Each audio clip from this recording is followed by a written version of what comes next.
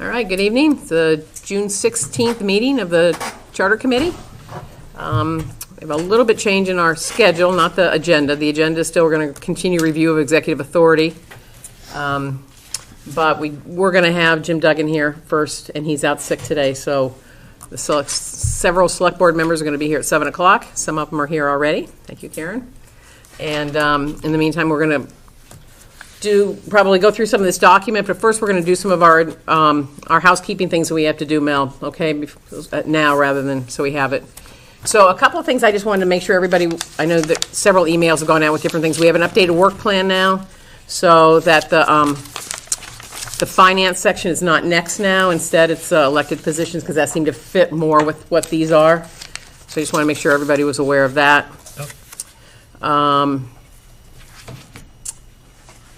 Do we have, I was going to update the tracker, but it looks like we don't have PCs tonight, so maybe not. We'll do that next time. We need to go through the tracker, regularly, because I think there's some things in there that people were like, well, I'm not sure that's what we agreed to, and so on. My laptop, if I don't know if you want to do that now, or do you want to do that next meeting? Anybody have a preference on that, one way or the other? Anybody have any particular concerns with it right now? If not, we'll hold that off then. All right, but I do want to do it next meeting, go through it again to make sure, because I think there were a couple items that we want to keep an eye on. Summer schedule, you got the emails on that, so we're going to meet once in July and August, and then twice in September. One of the things we talked about as part of that is we're going to need volunteers to go out and talk to some of these department heads individually, except that Joe suggested, I think he's right, that I was saying one-on-one, but it's really two-on-one. I think there should be two of us and one or however many people they want to have in their group. Just so you have somebody who can take minutes and you get two people listening, because you hear different things sometimes. So I don't know how to do this in terms of volunteers, or is everybody assuming they're a volunteer, and that we'll work that part of it out? Everybody who doesn't want to do that? Maybe I'll not to put you on the spot too much, but everybody's good with that? Yeah. All right, so maybe what we'll just do offline then, we'll figure out some schedules and just do it that way, right?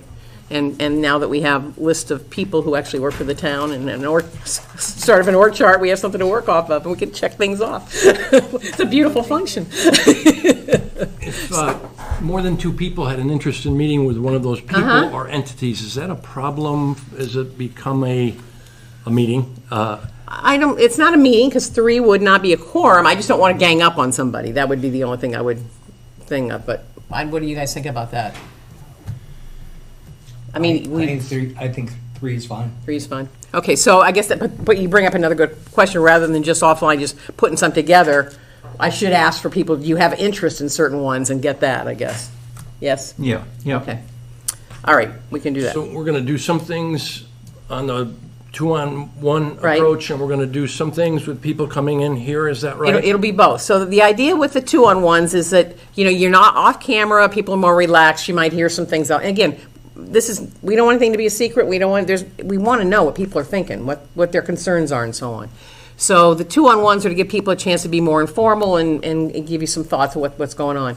But everybody will also be invited to come here on a formal basis and to get it on record. This is what they think or they don't think, if they want to. They don't have to, but they will have the option. That's my thoughts. What everybody else, does that make sense to people? How will the two-on-ones be reported out? I think we'll just have to come back here, and that will be part of the process, is to say that I envision there will be a list of a few specific questions, and then it's free form after that. So that there's some standard information that we get, or some standard questions, and then whatever you want. And then that why you have, rather than one-on-one, you've got at least two-on-one, so you can have somebody paying attention and taking minutes and however you want to do it to bring So there'd things be back. an expectation that there'd be a written summary of the meeting. Yeah, but so that's an interesting point now. So how do we do that with, it's an informal conversation, and so we necessarily come back here and now it's on camera again? How we did it in the past, this is why we didn't do one-on-one, because when we did this like 20 years ago, there was one person went out and saw one person, but then what you're getting back is, this is what I heard, but it wasn't necessarily true when we found out later on. With two people going, someone can actually be writing notes while the other person's speaking, and then when it's all done, that person says, oh yeah, he also said this, oh, she also said this type of thing. So by having two people there, and then it wasn't, I don't know how you want to handle it here, it necessarily wasn't a written report that came back, but we came back to a meeting and discussed it. We all took notes on what the people who were doing the interview actually said. I don't know how you want to handle it this time. Joe, in that respect, then whatever then is relayed back in the meeting would reflect in our meeting minutes. Yeah. So ultimately, at least the summary or the brief would be Yeah. reflected. Okay. Yeah. And I think it's important, she was pointed out too, that by going out and seeing these people, some people are a lot more at ease without having the camera right there. But if they want to come in and do their full report in front of everybody and be on TV and be recorded, then that's fine too. I don't want to get too far ahead because of our agenda for tonight. But I do want to throw out the idea that for those boards, committees, commissions, et cetera, that have existing memorandums of understanding, or for anything that pursuant to our discussions, we think we're getting into an area of the potential, not the decision, but the potential for transition of elected versus appointed, or things that really I find myself, I think I'd want to hear from more than just one member of a board or committee. I would hope that we would have potentially even a quorum if there's potential for change that's going to be considered by us. And should that change ultimately come to a determination of we're recommending it, I wouldn't want that to play out at a hearing where it was just based on a 2 or 3-on-1 Oh, with that- one. I would like to see that board or committee be here with a on the record, But conversation. that can be done too. I guess what my point is, when we start off, maybe just the department heads, we start off with just department heads. There's Yeah. a 2-on-1. I agree with what you just said there, but I think it's in different stages that we go through. And I support that. So Yeah, with I that agree. understanding, I agree with that. This is just step one. I view this as, Okay. this is the Yeah. meat of the process here, and it's gonna be multiple steps. Okay. And because we're gonna learn, and they're gonna learn, and we're gonna go through all this, and then hopefully in the end, we'll say, well, this really feels like the right way to go, Fine. whenever that is. Yeah, So there'll be no formal minutes from these meetings. Will there be notes that people, we take and report out to this fuller body at a subsequent meeting? Is that right? yes, yes, I would say yes. Yes, okay, cool. Okay, then.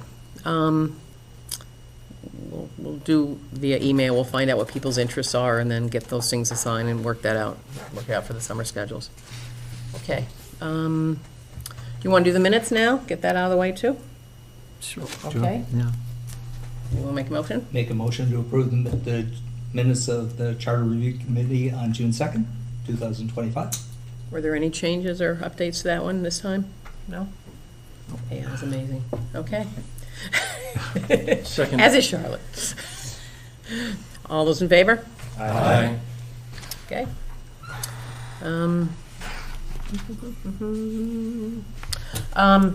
Did you want to talk about podcast? Oh, yeah, well, Karen's here. Karen invited us to participate in the town podcast at some point in the future to talk a little bit about the charter committee and our sort of goings on. So I don't know if you wanted to add anything to that, but the idea was maybe that we would see if anybody's interested, and then I'm also happy to put together some talking points that we might want to focus on, again, mining the minutes and such, but did you want to go into that? Sure. Karen Morrison, 11 Spruce Street. It's only about 15-20 minutes, and it's a very relaxed chat. So I think some people think it's going to be a very formal type situation, and it's not. It's just 15-20 minutes. Typically, we record every other Thursday in the early afternoon, but I can work around your schedule that way. So is it a one-topic podcast, or is it multiple things going on in town, or how do you do this? So the podcast is based on I'll listen to it, sorry. anything that's happening in town. So Mhm. it's and typically I devote but it's one topic per episode. But Okay. sometimes that topic is catching up on everything that's going on. So Okay. yeah. But I think the charter committee has plenty to fill up a 15-minute conversation. So Okay. Do we have anybody who's particularly interested in doing that? Talk about that now, or? think about it and something later? Yeah, I'm happy to try it out. Oh, And if somebody else wants to join, I'm also happy just to supply some, like, We you can have know. 2 people. So if anybody else is interested. Okay, we'll give him some time to think about it. Mhm. Thank you. All right. Okay, then. Mel, Anthony, do you want to start going through our document again, based on what we had? And we've got several members of the select, or 2 members of the select board here so far. Jim Duggan was supposed to be here, but he's sick, so he's not going to be here. But they're not on until 7 o'clock, and I think Gary's going to come too. So we're going to do these other things until we get to 7 o'clock, or until Gary comes. Because Gary's the only one other one that's coming tonight, as far as you know, right? All I'm aware of. Yeah, okay. Sure. Well, thank you, and good evening, members of the committee and members of the select board that are here. Anthony Wilson is not available tonight. He got called away on a family matter, so it's me representing the Collins Center this evening. And I think what we should do this evening is I'll put up on the screen the version of the newer draft. And when I call these drafts, I want to be clear that these are drafts really for discussion purposes, and they do not necessarily represent the position of the committee at this point, but I think it's important that you get some things in writing, especially if you're going into a situation where you're engaging with members of the boards and committees, so that you at least have something to work from. And what we have done essentially is created a relatively stronger town manager charter, or at least in the executive administrative sections, which we'll be reviewing again tonight. But I want to say clearly that every town is different, and these are stronger town administrative provisions, but they obviously can be modified in really a host of different ways. So I'm going to try to get this this version up that we've submitted to you over the. Let's see here. I think that that's done.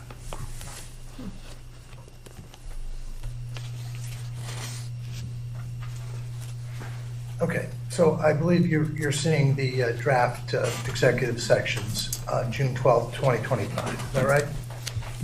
Yes. Yep. Thank you very much. So what I'm going to do is just sort of review our memo, and when, at the various points within the draft section. So we're going to start with Article 312, or 311, I should say.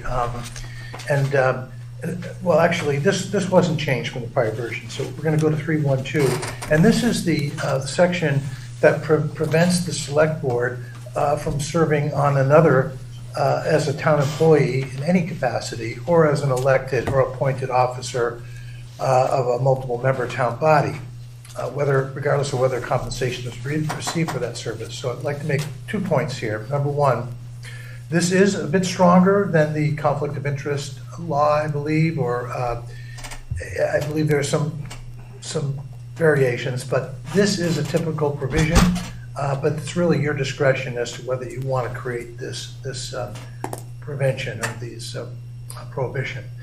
The other point we made last time was that someone asked, well, what if a select board is a member by bylaw or by state law, or even a town meeting act that wanted to make select board an ex officio member? We added this second sentence: if authorized by a majority of the select board, any member of the select board may serve as an ex officio member of any appointed board. And that's pretty broad language, and I think that would cover most of the issues there. So I'll stop there if there's any questions. Go ahead, Rob. So I wasn't, I've since become aware of the last time we discussed this, of the number of select board members that are actually members of multi-member organizations. So just a few. We've got Matthew Nordhaus, who's on the Affordable Housing Trust. I know there's an email exchange with regard to don't have to have that on the org chart, but just want to point that one out. But then we also have Gary Wilson, who's on both the Personnel Advisory Committee as well as the Disability Commission. And so I find myself still believing that a select board member should not serve as a town employee But the remainder of that sentence with regard to continuing on as an elected or appointed officer or official member of a multi-member, I no longer find myself supportive of that. I think we find ourselves needing to have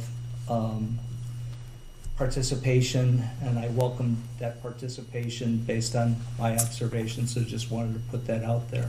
With regard to, I recall Tim speaking with a specific situation several meetings ago, but then in a little bit of research, I became aware that Diane Corey, our town clerk, is actually the representative, is the elected official, which my understanding is it's required of the Disability Commission to have an elected official. So we have, that kind of situation playing out.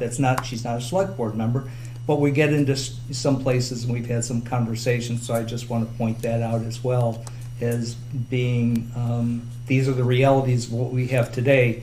So I would want us to have discussion if we really want to make a change to deny participation like is currently existing. Can I add a little bit here? Sure. I think Matthew is actually on the Housing Authority for which he was elected, Right. right? It's different. He is the Housing Authority's representative. Housing Authority designates someone for the Affordable Housing Trust. So he's on the Affordable Housing Trust through the Housing Authority for which he was elected.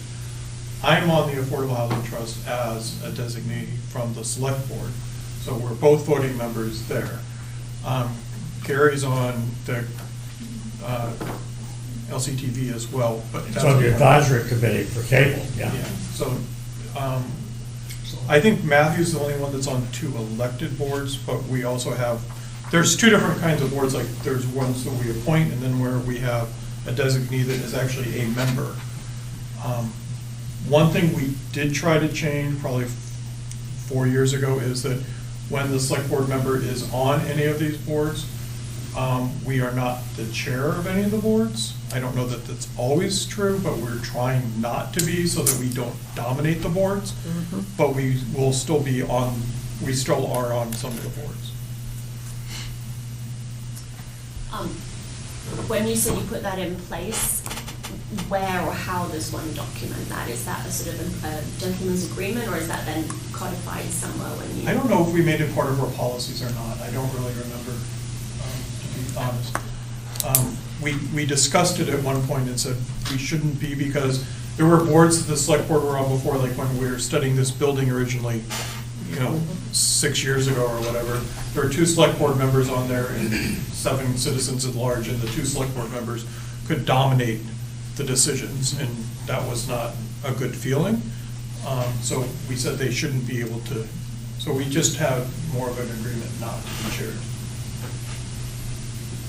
Yeah, sure. Question. So I am curious, do you feel like that perhaps sort of double representation is more to do with a necessity of having that cross information or cross exchange, that there's this actual a reason that there should be that linkage between, let's say, select board and a board and committee, or is it not having enough interested people that could otherwise serve those functions, or a little bit of both? Just curious what your thoughts are on that.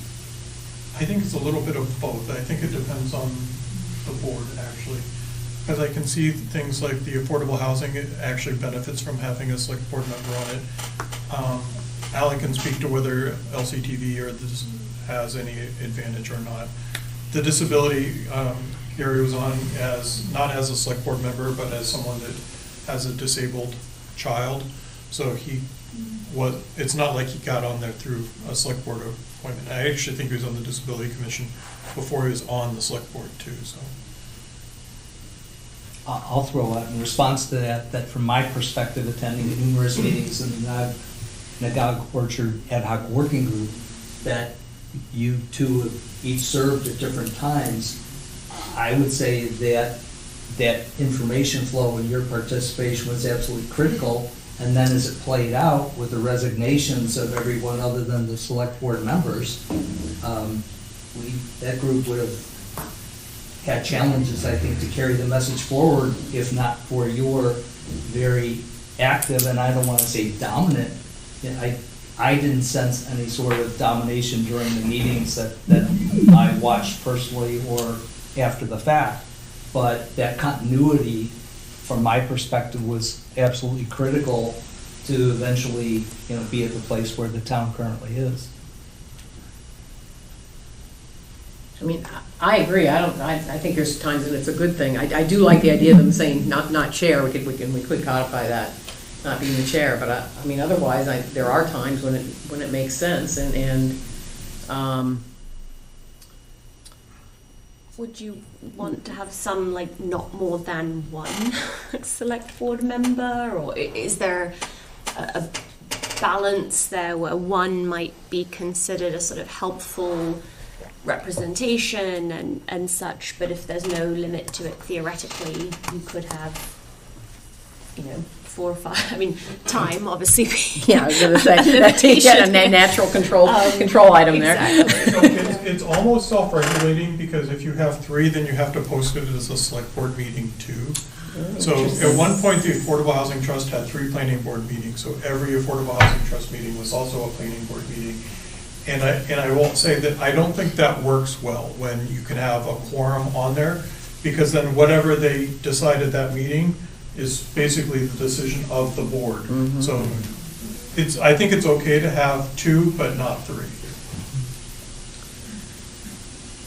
Do these need to be, is that something like, that you would get approval of the select board to be on one of these other ones? I mean, in some cases, you're appointed by the select board, or that's part of your role. In other cases, you're on it, and you are a select board member. Does that need to be a thing like you would,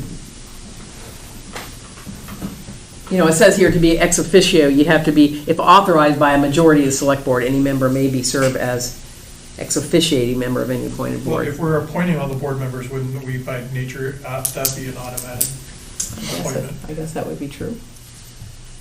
Okay, that was an obvious Unless question. it- Thank you very much. A newly elected person could be on a committee and then be elected Well, that's to true. the select board. So one other, this is kind of a nit, but you brought up the point of, what about if you have a senior citizen who's doing senior work off, so they're an town employee, can they be on the select board? I would think yes. I would think so too, but do we need to spell that one out? That probably needs to be spelled out, because I wouldn't be surprised if that's happened, or it happened in the past.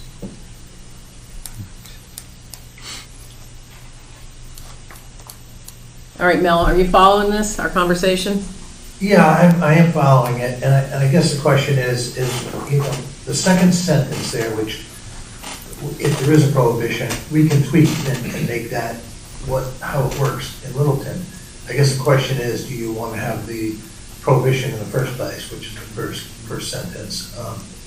I think the answer is no at this point. I don't know if other people feel otherwise. I mean, there was some discussion about, you really thought there was a conflict of interest, so people okay with it? I like Was that something different? I like the idea of keeping it not as a town employee, or as the chair of official multi-member. Like, we could tweak it so that it reflects perhaps that nuance. You can probably also say like regulatory boards that we shouldn't be on, like that, as opposed to. Exemptions. Yeah. That's what I was imagining as a potential issue where even if it's an elected position, if you've got the same 5 people or even just 4 or 3 people on the select board and light and water and planning board, potentially got a real issue.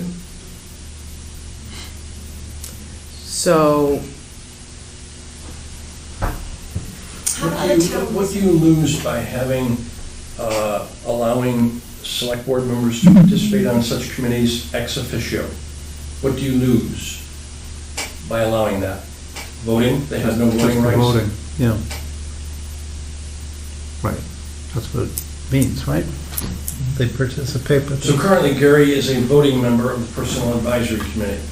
He's a full-fledged voting member of the Personnel Advisory Committee. So do we want to allow that, or do we want the liaison, the ex officio, the presence, the bridge between the select? So what's important here? I could support Charlotte's idea of transitioning to the chair. I personally don't have a problem now that I've observed and shared what I shared. I personally don't have a problem with their participation on those as a voting member, but I'm also open to, if you feel strongly about, reducing their involvement, I'm okay with that as well. To me, it sounded like the value is not in their ability to vote, but the knowledge that they bring. So by removing their voting capacity, what do we lose? I don't think you lose much. I think so. I think the influence and the advisory and the knowledge that they bring to the meeting is probably what you're after. It's not necessarily their vote. And I think there's some, I don't really care which way we go here. But I think allowing select board members to participate ex officio probably accomplishes what you want. I agree. So I'll agree it does to a certain extent. It makes it, when you're a liaison, it makes it less compelling to go to all the meetings. Right? When I'm on a committee, I go to the meetings. When I'm a liaison, I attempt to go to the meetings. You're walking a line there, I understand, but when you're a liaison, if you look at the number of boards that we have, and then we have a liaison to basically every appointed board, it becomes overwhelming to go to all these meetings. So I prioritize the ones that I'm actually So wouldn't voting ex on. officio be a better situation then, allowing you not to It depends on what your goal is for those committees, right? If your goal is my participation, then you're better off having me on it than ex officio, but I'm not advocating one way or another, I'm just stating. My experience is it's hard to go to too many meetings.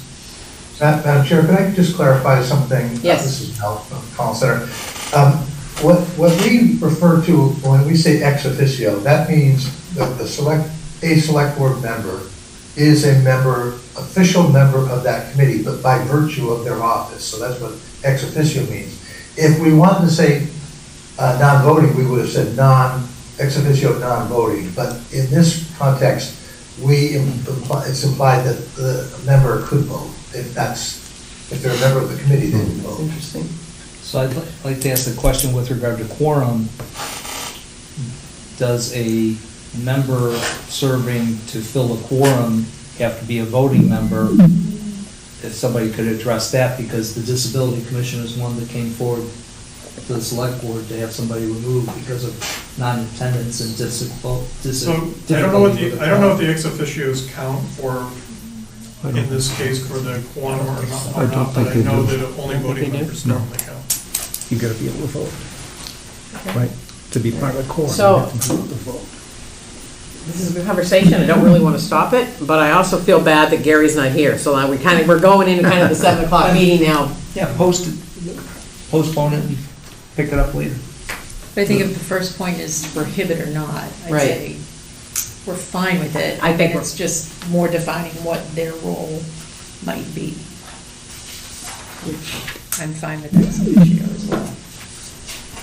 I just think there's a sort of, again, we keep coming to these like circular pieces, and if we do decide ultimately or make recommendations around streamlining some of the boards and committees perhaps so that work burden is not so much, then you might end up with a slightly different outcome in terms of the ability to participate in a more streamlined set of boards and committees versus having so many. Okay. Let's, I don't think we're going to resolve that now anyway, so let's wait and get some more, Gary. This is just more of our stuff we have to noodle through, and as we talk to more people, get more ideas. But I mean, it's a tough one. It's a good one. I mean, to get that right. Yeah. Yeah.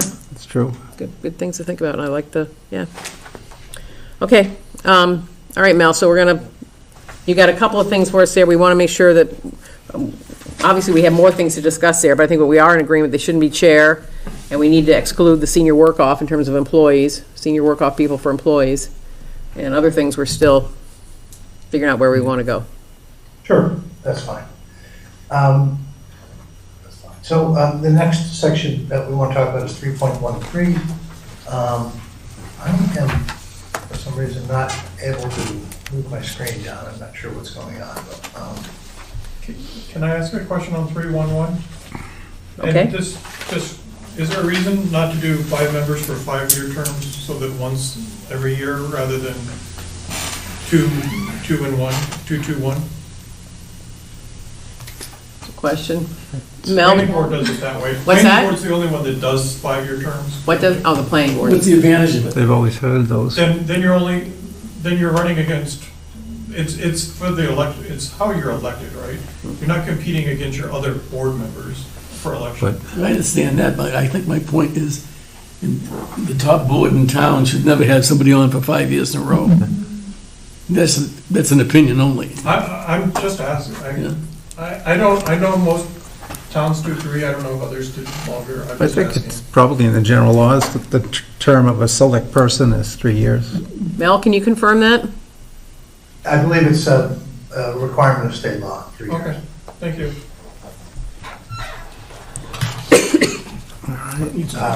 Yeah. Again, I'm having problems scrolling down on my screen. I'm not sure what's going on. Most people So- have a copy of this in front of them. I know not everybody I does. don't. Okay, you guys share. If you want to share with me, Alan. You guys have a copy of it over there? I do, yeah. Okay. All right, so just talk about what you're going through, Mel, and we'll Sure. follow along on paper. Next section is 313E, and this is the section that grants the select board the authority to appoint officials of the town, unilateral appointment. So in a strong town manager situation, the select board has a lot of approval authority or appointments, but most of the appointing authority has been shifted to the town manager. Here, though, the select board retains, this is the section where if you want the select board to retain any independent authority to appoint. And so right now, that section includes only 2 officers, and that's the town manager and the town council, the legal officer of the town. And we're not dealing with committees right now, although we will probably fill in certain committees. We're going to have some discussion about the extent to which the town manager wants to be involved. The town wants the town manager involved in some of the committee appointments. So we're going to have that discussion later and then go back. But this really relates to what town officials the select board want to appoint independently. Now, I will tell you that we're going to be talking a little bit down the line about police chief, fire chief, and under a strong town manager charter, the chiefs of police, are like any other department head. They are appointed by the town manager upon the approval or the select board or veto or whatever we do.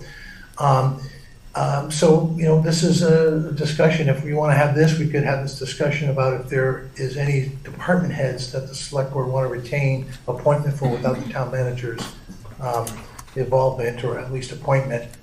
Probably begin to have that discussion now or later on in the appointment section. Well, it's just a matter of having the discussion now, or we should wait until Gary's here, because otherwise we'll have it twice again. Okay.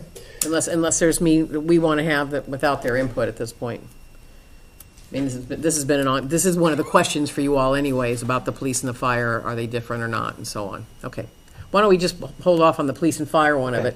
I think Alan was asking about FinCom and things like that, but we're not talking here about boards and so on, correct? This is Right, I think we're going to wait on that until we go into the boards more. Then we'll have to come, circle back to the section. So the next section is 313H, and we've had a lot of discussions about exemptions from the town manager's authority, administrative authority, and one of those, or the executive authority, the select board. This is still the select board section. So in 313H, there is a provision, a new provision that requires the select board, upon the town manager's recommendation, to adopt a personnel system. Very important provision of the charter. We've had a lot of discussion about to what extent the select board's authority to do that, and for the town manager to administer such a personnel system, whether all boards and committees should be part of that. And I believe we've received direction from this committee that, at least to start, we're going to exempt the municipal and water department. So that's what this section does. That's who's exempted from this section. You will see this exemption carry forward in other provisions of this charter. Do they have their own personnel benefits and so on like that? That's all Yeah, I wanna separate even? revisit that. Huh? That was one of the questions I wanted to clarify Okay. tonight is, are they in fact a separate entity? Because what I saw when I was doing that org chart stuff is they're employees and it's a department. It's not like a whole entire separate entity. I think they fall under the personnel Yeah, their system. own IT department. It's pretty key in these days, I Road- know. Road IT, everyone has their own. So is But- the electric light department a separate entity? Yes. I still classify, yes. Electric is, not water. But Well, it is. But the benefits seem to Light and water be have been- town But they're benefits. paid by the town. Are they employees of the town? the employees, from what I understand, they're employees of the Light and Water Department. Which is is part of a the town. department of the town? I think the water department is a department of the town, the light department is its own entity. That's So my the understanding. water, okay, so only electric we're talking is, Electric is completely separate, But, but they've been with water for a long time, but it is a water department of the town. okay. So the paycheck to water Yeah. department employees comes from the Right. town of Littleton? What's the or tax the ID water that's paying them? Town of Littleton? I believe both of them probably come from town of Littleton, because we signed the warrant, we signed the payroll warrant, it's for both of them. The Their town, W-2 the comes, town does all of the payment systems for both light and water, for both payroll and, all of your general purchasing. So it's like a service agreement between the town? I and believe the it is for the department? electric, and I don't know what it is for water. but they're not out contracting their own HR benefits and things like that. It's all gonna be under the town policies, right? So, Would think. so this wording is not. No, water is. I don't think that's. Water is. What's I have that? a question. So in Mel, in your You know if that's letter, true? your cover letter, it says that language will be added exempting the light and water departments from the personnel system created by this section. I wrote in the margin, if yes, what system will govern Right, Yeah, the treatment of these employees? Is there a system other than the town of Littleton system? And is that under our purview, or is it none of our business? I would think it's our business. Yeah, it's a good question. I kept on hearing that there wanted to be some independence of the water and municipal light departments, but unfortunately in section H, when we're talking about this personnel system, it's very encompassing. It includes position classification, it includes benefit programs and regulations for town employment. So it's pretty broad, I admit, and probably doesn't fit for a total exemption. So, but again, I'm really relying on your direction that you wanted those departments to be somewhat exempt or not under the direction of the elected select board or town manager. But even the water department has their own compensation, their own classification, their own requirements for education that's completely different from some other parts. school It's- department does too, in effect, right? They've got their own pay scale, Right. but it's all Yeah. part of the School town. departments. Yeah, So does the fire department and the police department. I think the light and water you can say, because how many people in light and water aren't under contract? Right, all contract employees aren't on the grid. Effectively, they're on a different grid. It's non-contract employees that fall under the personnel bylaw. Is it a union, Joe? Are any of the employees unionized? Yes, they are. Yeah, so that's where the compensation piece would come from, right? They'd be, whatever's in that contract, that's, That's Yeah. right, that's different for everybody else. Yeah, Is there a way to they just? do have separate pay scales, job descriptions, everything. Yeah, from different license requirement to be this, to be that. You know, Yeah, but with the water department- department included, you have to have this degree to do that, and No, we're exempting the water department. We're saying that that's a town department, but they are just like the light department with their own pay scales, their own personnel policies, their own training, skills requirements. yes. So the only thing they're a town department for is we pay them. Basically, yes. as a next step, Benefits. would we want to consider an email or a one-pager to HR Director Michelle Vibert and say, we're having questions with regard to personnel policies and pay scales, et cetera. Where do you see, your, personnel policy applying with regard to these respective organizations, and throw the list out, like water, school. I think if you look in the annual report, it Oh, actually I said see, the yeah. light and water was part of the HR. It was named in there when I looked at it. But- And not being a fan of carve-outs, I say leave them in until otherwise. But that's where I'd like to not, Otherwise. I understand, I've read that annual Yeah. report and agree with you, I see it there. Yeah. I just like to know and confirm, is the reach really there before, because I think we're, in some regards, some of you have participated or are participating currently. I just like the definitive, these are different, unique, regardless of what the wording is, or this is where the fence post is. Your invoices are processed by the town, your payroll is processed by the town, but in all other respects, you're separate. We'd I'd probably like have to know them come that. in. I'd have LELWD come I in. think the and talk about benefits that. are probably common. Yeah, Right. The health insurance and so forth, and they pay into the same retirement system, don't they? I don't believe so. No? Yeah, so I was Yes, of wondering if course. there's a way to get that definitive kind of chart, Yeah. like, I think Well, it's a different this retirement policy system. covers Well, this. But out about water. This Yeah. covers. Well, whoever this goes out to group. meet with Michelle should ask that question, or if she's coming here Right. eventually, but, have them come here. It'd be wise to have the head of the Light and Water Department come in and explain the exact I think differences. so, I think so. Yeah. I think that just, But could we do that by just sending out a document and saying, please advise? Or the two of you get together and give us a definitive where you see the fence posts? Overall, I think it'd be more beneficial to have somebody come in and just, to everybody here, just, Yeah, just Any ask her to questions? show up at the next meeting for 15 minutes or so. no, I'm talking about,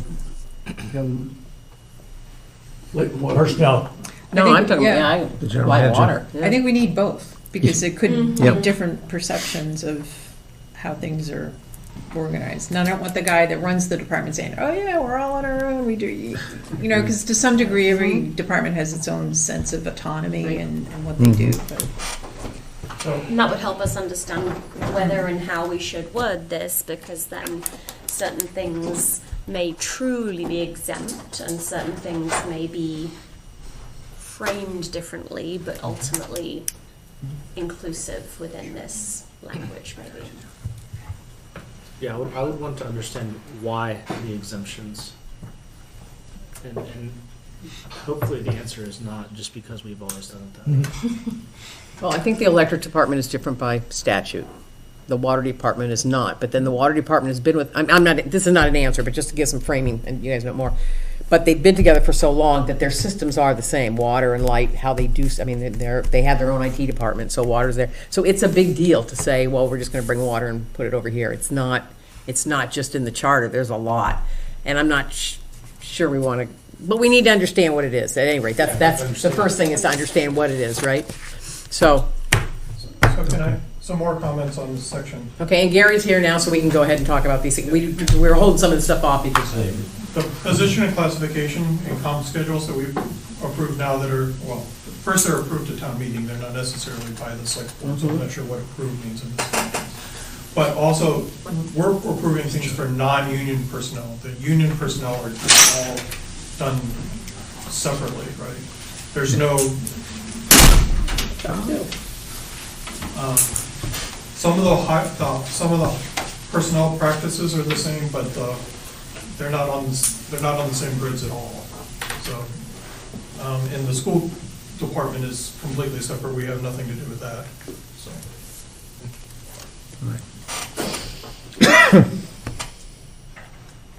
But is it all ultimately funded through the town? it is all funded through the town. So there's at least four or five contract groups now. There's two police unions, the fire, highway. Those four contracts we negotiate. So then there's also the school department contract, the school that we're not involved in. Light and Water must have 2 contracts that we're not involved in. I think by statute, we have, the town administrator participates in the school contract, though, as our liaison. You get a vote, yeah.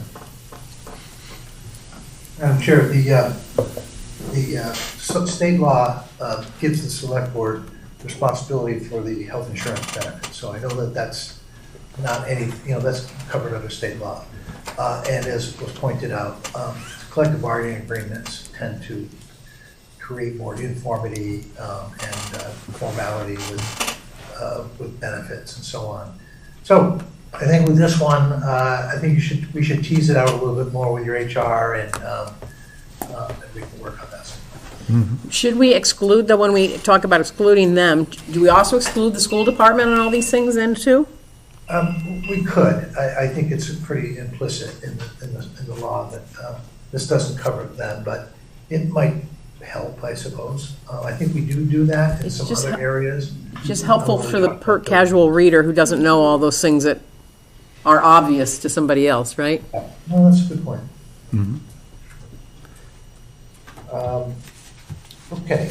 So the next section, do you want to keep going through this memo, Madam Chair? You want to go back up now, where we were?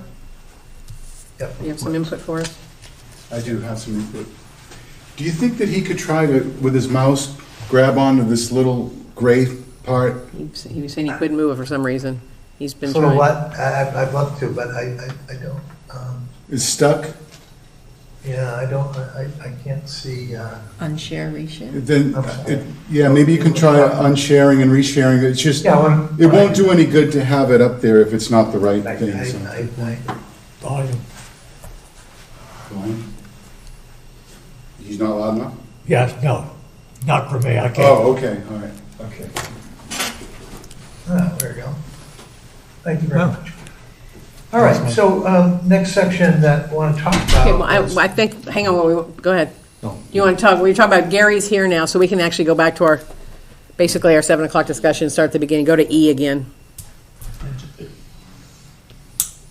Okay, well, E related to what other officers of the town or department heads or. Oh, and sorry, Chuck is here too. We're not really Didn't talking mean to so much exclude about you, Chuck. committees here, we're gonna talk about committees later, but who in the offices of the town does the select board want to retain appointment for independently, regardless of the town manager's involvement? And here we have the town manager, obviously, and then the only other one we have right now is town council.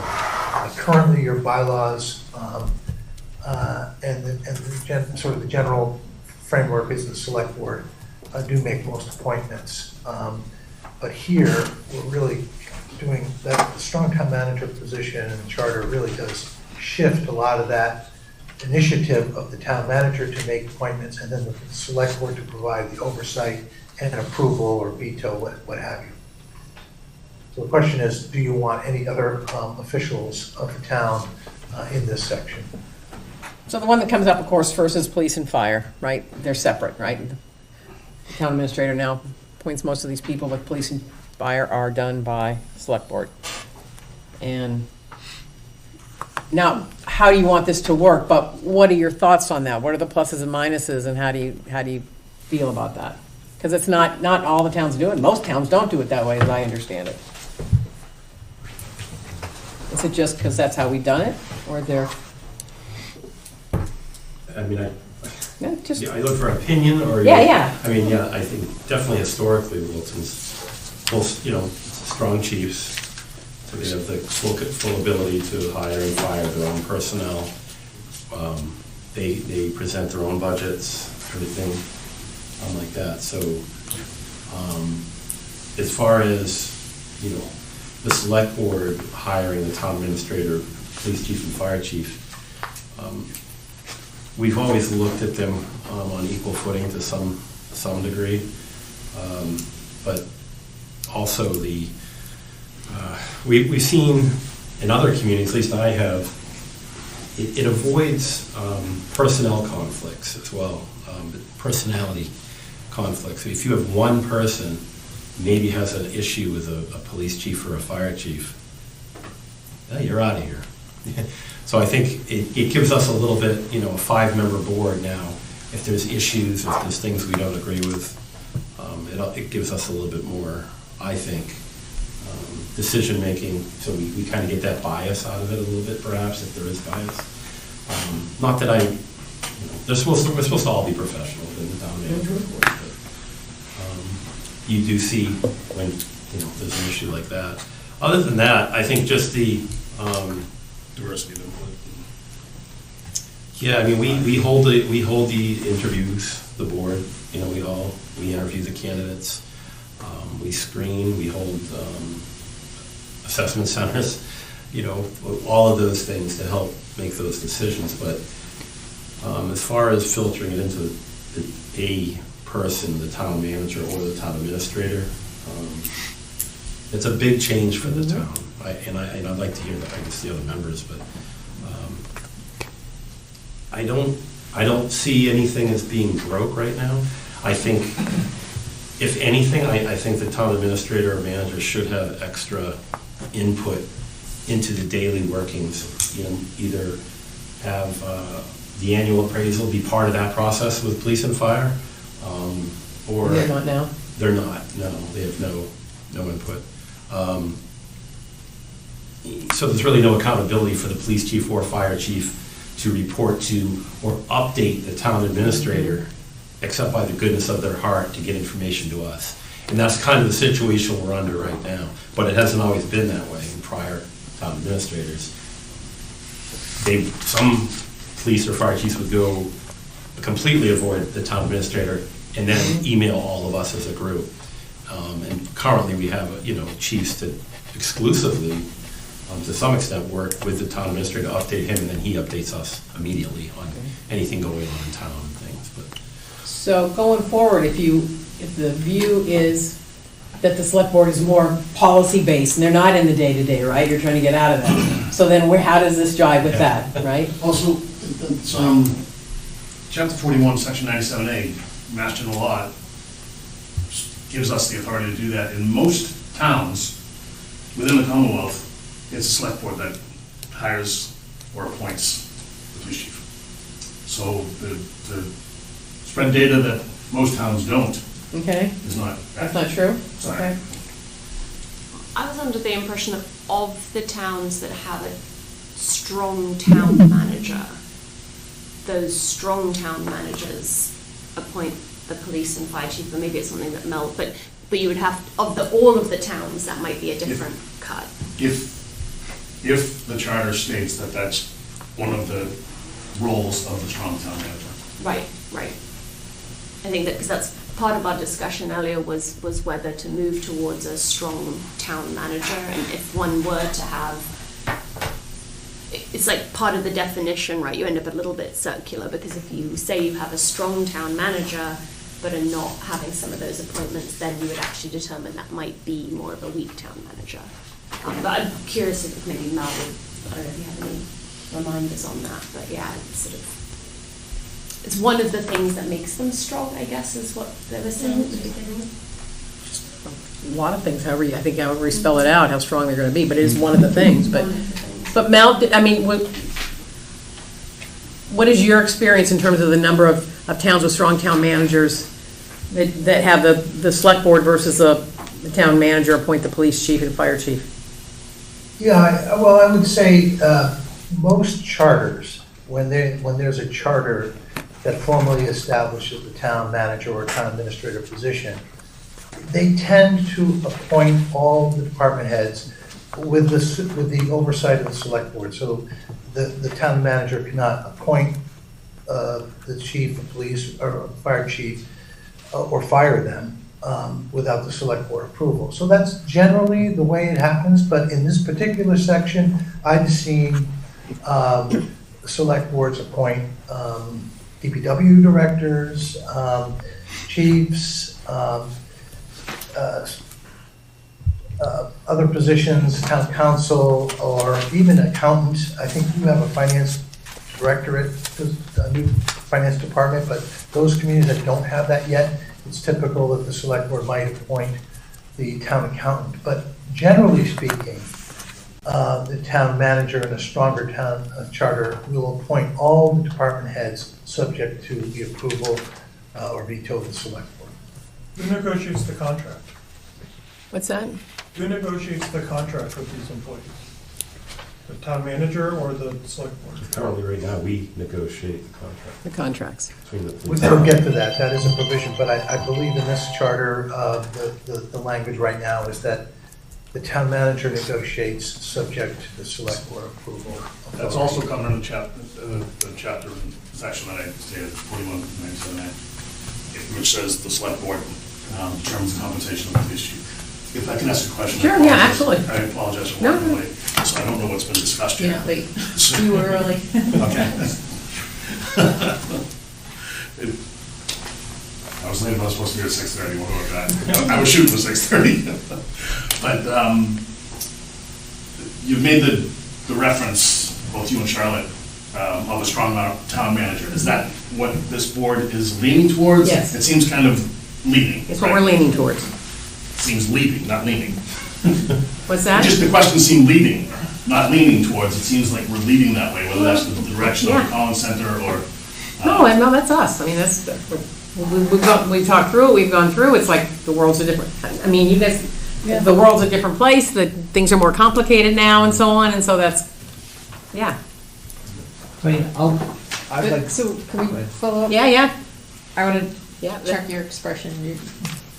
What's your hesitancy? Like, what could go wrong with this strong town I manager? think the And we're whole just pur- exploring all this. Sure, so the whole purpose of the Charter Commission is to explore our government and see what is inefficiencies and see what, some changes we could make.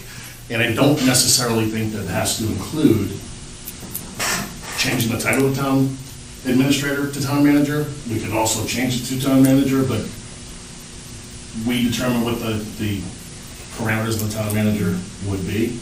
And I feel as though kind of the separation of church and state, Gary, alluded to personalities, and we've seen some of that. And not just with town administrators or town managers and department heads, not just with police chiefs or fire chiefs, but with department heads. And I think that's something where we can hold the town head, whatever we're calling the person, accountable for their personnel decisions. It's part of when we do our performance review with the town administrator. That's one of the big pillars that are on their evaluation is personnel. And I don't know, I just think having 5 people involved in the hiring, firing, and managing, it's not the day-to-day operations, because I think both the fire chief and the police chief have a good relationship with our current town administrator and interact with them quite frequently, daily, if not more frequent, multiple times a day. So I would just caution us to take a big bite in the beginning. I think creep, crawl, walk, run is a good strategy. Putting a charter in place, I think, is a solid idea, because it gives us the ability we have some framework, and we can kind of set the bar, and then if we run with that for a little bit and things change, we could reassess and reconvene. I mean, you're going to make a recommendation to us either way on all these things, so it is what it is. I mean, at that time, this board will obviously have to debate and go over everything that you've provided us, and probably line by line to see what we, Aside from talking about town manager, town administrator, where do you see the select board and the town administrator, town manager, as far as you make the appointment, but the relationship of responsibilities that the town administrator or town manager would have over those 2 positions? Because you guys can't be there all the time. I guess I'm trying, how do you spell out, okay, you have the responsibility to hire fire and do other responsibility with the fire and police chief, but where does it come in, or how would we state it if we wanted to, that the town administrator or town manager would have the authority to do anything that needs to be done that day?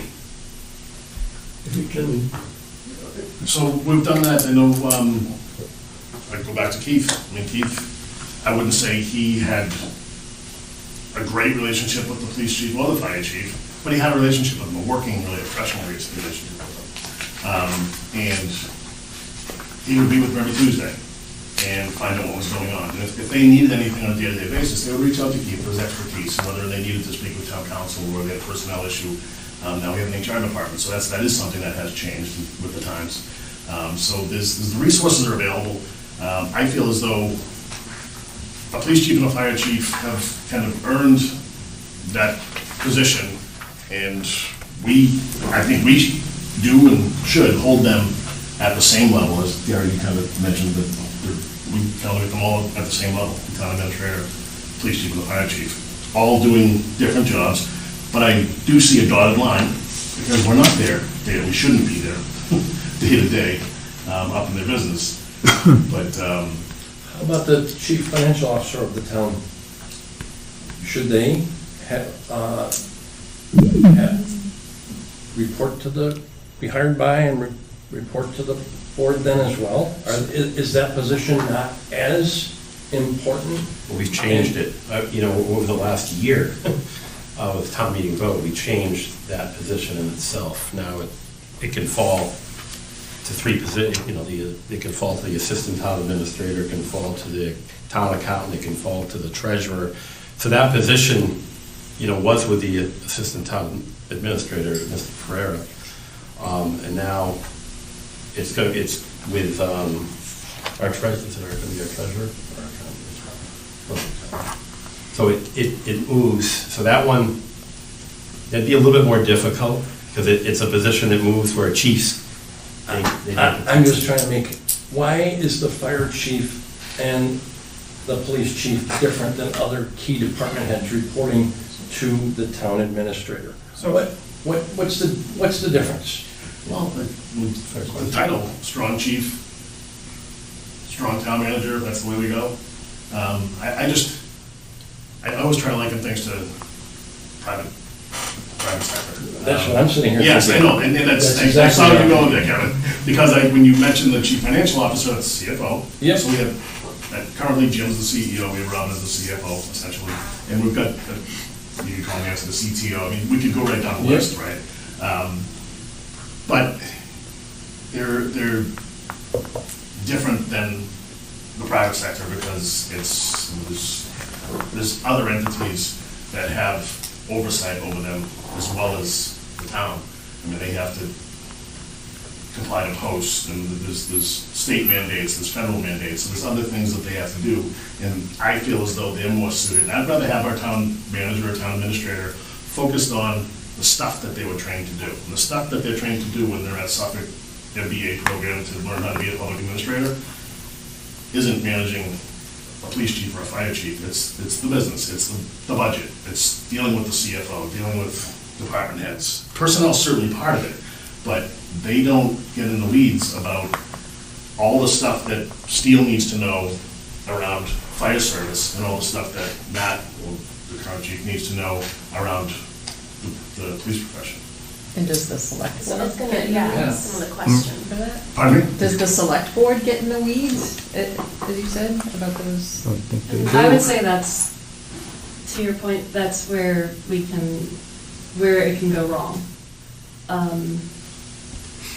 It's hard for us, because right now things are going really well. All our chiefs get along, and they're professional and collegial, and the select board has a policy in place that we're not going to be hanging out at either the firehouse or the police station and getting into their business. It's a policy, and so it's as strong as any policy can be, which is not much. And if you have, for example, a chief who's a problem, who's not handling things in a way that is in the best interest of the town, there's not a whole lot of visibility for the 5 select board members. if they were reporting to the town administrator, that would be, I think, a checks and balance. It would provide a little bit of, because there's more than one set of eyes on that department then. So, following up on that question, it's either going to be one or the other. So, and it sounds like neither a select board nor a town head would necessarily be in the weeds of everything. You expect that these individuals are, like you said, professional. They also manage their staff. They manage their, their program. I feel like there's a sort of administrative then weight, really, that you're sort of saying, who bears the administrative burden in a sense of that process. And to me, that's why it fits a little bit more intuitively into the administrator role. And if what you want is a check, this is the question, do you feel that select board approval of an appointment or select board approval of a motion to remove is sufficient for you to maintain that kind of oversight role? So you have the town manager going through instead the sort of the screening, the interviewing, the kind of more mechanics of it, but ultimately if the select board still maintained that final veto power, that approval, that you would retain what you need to retain, but whilst maybe delegating out some of the more day-to-day, because it sounds like even now the town administrator is already more of the day-to-day functioning. I very much appreciate that insight. I think that regardless of which way it goes, whether we oversee the police chief and fire chief or the town administrator, town manager, or the other person, I think there should be oversight in both directions. I think that we should get input from the town administrator on performance reviews and certainly in the hiring process. It definitely should be something that is, there's some synergy between the select board and the whoever's around the shop. Yeah, to my mind, if we were in that scenario, the select board should have to ratify hiring and firing decisions. For a certain level, the director, the top tier. But, for instance, our neighbor Groton, the town manager appoints the fire chief and the police chief. But both those appointments are subject to the Board of Selectmen approval. So, except for holding a selection panel, you still have the handle. Right. But it gives the town manager oversight when he needs it for the police or fire. Right now, we're great. All the chiefs get along, you guys all get along, but Joe and I have been here long enough to see times when that was not the case. And a lot of things didn't get done because nobody knew who was in charge of what. Tim, you saw some of that too, so. Sure, yeah. Yeah. Okay, so I think probably, we're gonna go through, do some more of our talking about to the police chief and the fire chief, and so this is all good. We'll just keep going through that. I do have one kind of it's not really a nit, but it's a question that came up as we were going through this. We say we have a strong police chief, but the police officers are still appointed by the board. At least they come to your board and there's a ceremony. Is that just a formality? Formality. It's just formality, so they're not really doing the appointment. The chief does it. That's what I thought. Welcome to the town. But we needed to confirm it, and because we couldn't find it in writing anywhere. Put them on TV, But welcome to the town, this is your new officer. Yep. You took a vote. January 18th, I don't think the we- votes are, I think the votes are just a Well, well, then as one resident who was Confirmatory. very confused by your actions, I would propose try to not take votes on things that you don't have to do, because it's confusing. Well, we do that on other stuff as well. Again, I would. I'm gonna push back. I actually think there's a little bit of value to that Yes. vote. It's the select board's opportunity to officially say that we're behind you. Chief, with this hiring decision, and Kyrie, we are behind you. Welcome to the town. Okay. Would that be? I tend to think. Maybe there's I'm another way to do confused. that, but I do think it's got value. It's essentially, you're saying, a sort of a vote of confidence. Confirmatory, Support, yeah. not actually an approval. per Exactly. se. Yeah. Gotcha. Yeah. But my in-laws didn't approve of it. But I still married. Well, that clarifies it, because it was very confusing, so. You needed the They engagement take a shirt. vote. Right, so- Okay, all right, so then, we're gonna table E for now. We know we have to do some more talking to more people and do that. That was very helpful, thank you. Is the Yes, town okay. council an employee of the town? No, It's a No, contract. contract. No, yeah. we hire outside counsel. That's what I suspected, so Yeah. why are we talking about a point, so, the wording here makes it appear, to me, the reader, that the town manager would have the ability to appoint the town manager and the town council. It makes it read as though they're equals. Board. No, the The select the board. board would do it. But you're saying that the select board has the authority to contract town council. And And the fire. auditor. Right, so maybe that's just, they're appointing the town manager and contracting the town council. Yeah, Right. I think that's right. Right, I think you gotta be Yeah, careful. Melvin, can you add that, please? I believe you have to appoint an individual called town council. So you can hire a firm. It's an office, yeah. Ah, interesting. You'll probably be a partner of that firm With those- that is State. designated as town council. So that's what. Okay, all right, cool. Irrespective of how you hire them. Excuse me, Madam Chair. I would also include the auditor, because we did go through that. We had the same auditor for a long time. We went through some I remember that. financial issues. I remember that. And we brought that to the forefront. Okay, so the auditor also, I that's, believe that should be included in there as well. so, yeah, I guess that does make sense. That would be We do the have select board authority. rather than town manager then, right? Also to keep that more independent, for sure. You wouldn't want your town manager. Right, appointing right.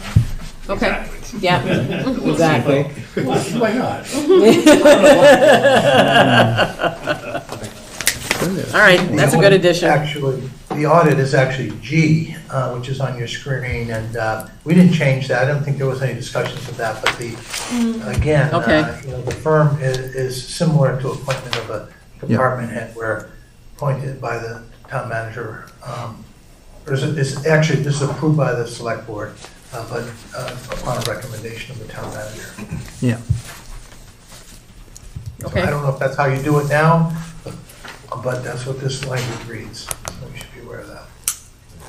Probably how it happens now, basically, right? When it happens. It comes When it before happens. us. When it's done, right? 3 years now, that was some of the things we added with our last situation that we had several years back. Right. It's, yeah. And we had to change, you couldn't have the same auditor 2 cycles in a row, and things like that. We constantly, So is that written down someplace? well, I hope so.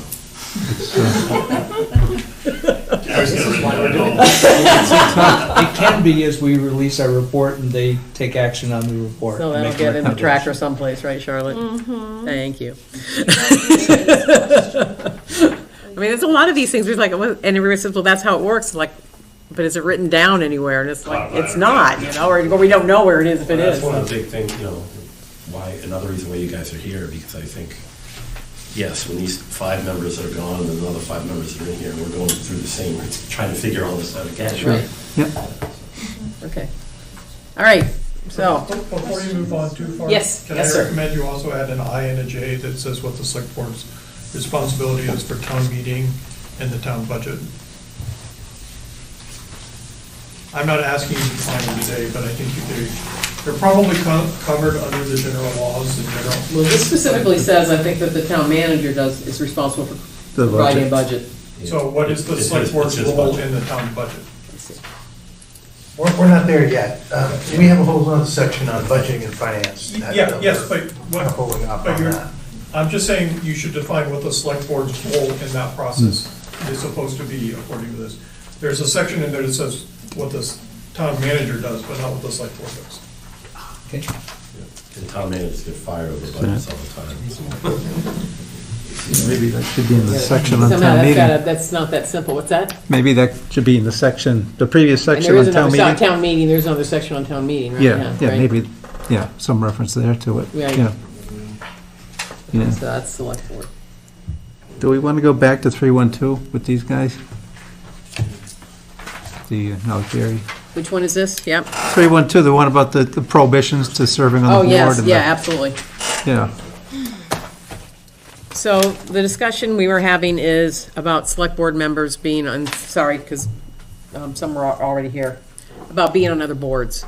And whether you're there as a full member, as a voting member, as ex officio, or you're there as a non-voting member, and what are the pluses and minuses of all that? And it seemed like some of the discussion was, well, if you're really a voting member, then you're more likely to go to those meetings and be there and participate.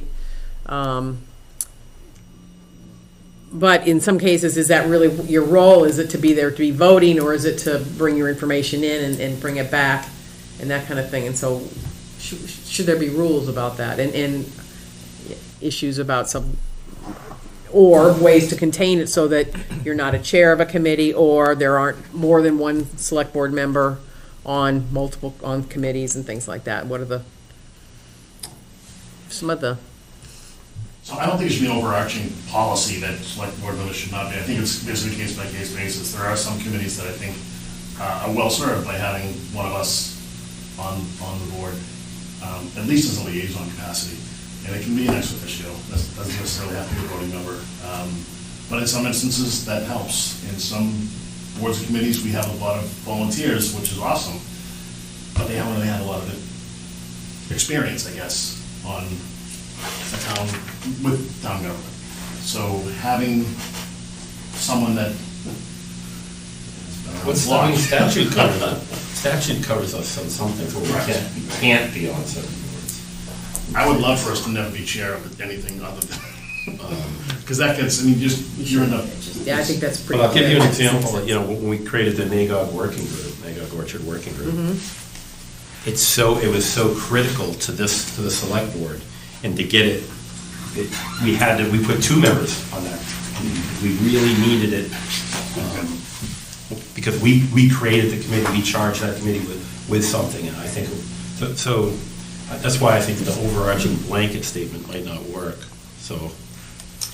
On that, one of the, I think, consistent conversations we've had is how do we create some standardization so that one doesn't have to necessarily have everything be on a kind of it depends. So are there some either blanket statements or some blanket exemptions or some blanket parameters that you would put? It sounds like there's some consensus that maybe not being a chair, for instance, maybe some consensus that, well, it seemed like you wouldn't want to have more than 3 or more members because that would form a quorum. Are there others like that what you feel like could be relatively uncontroversial in setting some sort of parameters? Right now, I think as a board, just kind of say we're not going to be the chair, but it isn't, I don't think it's a policy written anywhere. It's kind of our internal. I think at the current sitting board, I think we made that determination that we should not be the chair of any other board that we're on. That would be probably wise. And, obviously, having the knowledge of how the board's run and things, we can help, but I don't think we should be chairs. But there's also, as an example, like you're on a board that you were on, has nothing to do with you being a select board member, you're just on the board of the... member at large. Yeah, personal advisory committee, just disability. Elder tax. Elder tax. Yeah, the tax. Investigation of tax. For seniors. Relief for seniors. It's a wicked long name. And I think there's some other boards that we're actually, like, if we're not on the board to hire a new town administrator manager, who's on that board, right? I mean, I think the current way it's currently described is one of the chair of the, as it's currently written in the bylaws, the chair of the select board is a member of that board. So we might have changed that. Yeah, or designate. I know it was the chair had to be on there. That's considered a board? The town bylaw. That's considered a board? Yes, yeah. It's a committee that you have to appoint, so, yeah. Selection. And the school building committee, I think, we're required by MSBA to have a select board member on there, so. Yeah, I think this one's gonna change as we grow, perhaps, you go out west and there's, I'm the sheriff, I'm the moderator. So I think the community is still, our boards aren't all full. We go through this every meeting, right? So I think a lot of these smaller subcommittees that we are voting members on, not just liaisons, but voting members on are probably due to the fact that we have an area of expertise perhaps or a passion that we really want to, as it aligns with our goals, so maybe one of us gets on sustainability, or, if that's something that we're really working on. So it becomes part of, you become part of that. But if you didn't have somebody, sustainability is probably a good example. If you didn't have somebody who was really passionate about that, is there a reason to have somebody from the select board on the sustainability committee? No. No. It's just because that's something you want to do. But there is a reason to have sustainability committee report back to, and that's something we've been trying to do for 15 years, to try to get each of the committees to come in at least once a year to give us an update. Make sure that the charter is being met, or does it need to be tweaked, that kind of thing. So, and we, despite our best efforts, we haven't gotten to the point where that's perfect. It's not seamless. So I think that's an interesting, because we will end up talking also about boards and committees and how that should run. So I think that there's, some of the things that seem to be in place are almost in place because something else isn't quite working. And I feel like if we can kind of follow those threads to say where, for instance, like you said, it's helpful to have a select board member for a specific reason that actually benefits that committee or board or is mandated, and those are the places where it makes sense in a way, and then other places where if you actually alleviate maybe some of those reporting lines or accountability lines, then it might honestly just alleviate some of that burden of select board oversight, possibly. Yes? Yeah, Betsy. Also in this section, there's language that we haven't seen before, that no one may serve on the select board while at the same time serving as a town employee. Now, we've never had that prohibition. I mean, a town employee could run for select board. It never happened in my knowledge. And I guess I'm wondering how you feel about that, individually or as a board. At first, it sounds kind of anti-democratic, like you're telling a registered voter of the town they can't run for a board. But I think you can see situations where like an individual firefighter on the board might not be a problem, but if the fire chief were on the board, it would be cumbersome. It would be awkward. It might be unworkable. So I don't know if you have thoughts about that. This is an ethics situation. So I about a year or so ago, when we were just overwhelmed with details in town. And What? I'm sorry? the details, with all the construction going on in town. Right. They couldn't fill the thing, so I had said, I'm going to become a civilian traffic controller, stand out there. He was bored. I did all the training, got all the way up through the investigation. They investigated me, did all the everything. And I was going, bought the uniforms, and started, and HR had said, we haven't really cleared all of this yet. We're still waiting on town council. So I said, what are we clearing? So I called ethics in Boston. It's they have a great program, and they call you back pretty quick, and talked them through the whole thing. And lo and behold, I cannot do that. So in your role as a select board? As my role is on a select board, I cannot work for the town in that regard. Well, in that regard, but is it something about that role, or you can't do anything for the town? It could be, I had to assume it would be anything, because that's just a traffic control. I know, I was gonna say. You have no control over anything, but I think it's the role. the police chief, oversees that position. We oversee the police chief. Budgets. Now, to make it more confusing, ethics said, how big is your town? They said, is it under 10,000? And I said, no, we just crossed over. They said, well, if you were under 10,000, you could do it. And a lot of these things in the books are probably old laws, but they. And you said that if you were already doing it and were elected. And you're correct, if I was already doing it when I became on the select board, I could continue to do it, oddly enough. So it's just a strange dynamic. So yours, might, if somebody was working for the town and then ran for the select board, would they be authorized? That's kind Well, of that's the draft language now. the reverse. We've never had that prohibition, but it's never been an issue. Yeah, just. But, it could happen someday, or, I'll just throw out that Andrew Smarco is on numerous boards and committees and is currently the assistant town clerk. And town clerk has already announced she's not running for the position again, so. On elected board. Diane is as well, she's on the disability. Oh, I agree, she already has that, but I'm just saying. So I think ethics is going to guide you a little bit in this. I think you might just find that, it'll say no, you can't. So there's your answer. Or yes, you can on these type of situations. So that's going to be a tough one to dive. I think it has to do with whether they're compensated positions as well.